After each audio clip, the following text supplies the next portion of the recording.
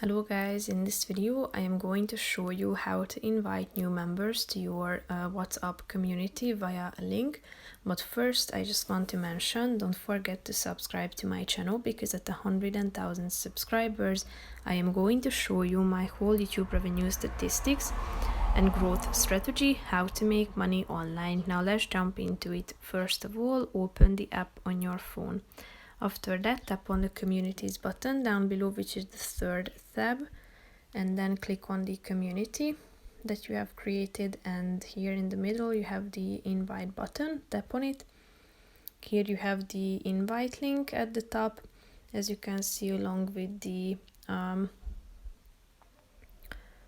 name of the group, and here you have send link via WhatsApp, so you can share it to your contacts. You can share the link via social networking sites by tapping on the second option, or you can also copy the link as you tap on the third option and then send it to your invitees. Basically, that's it for this video, guys. See you in the next one. Bye bye.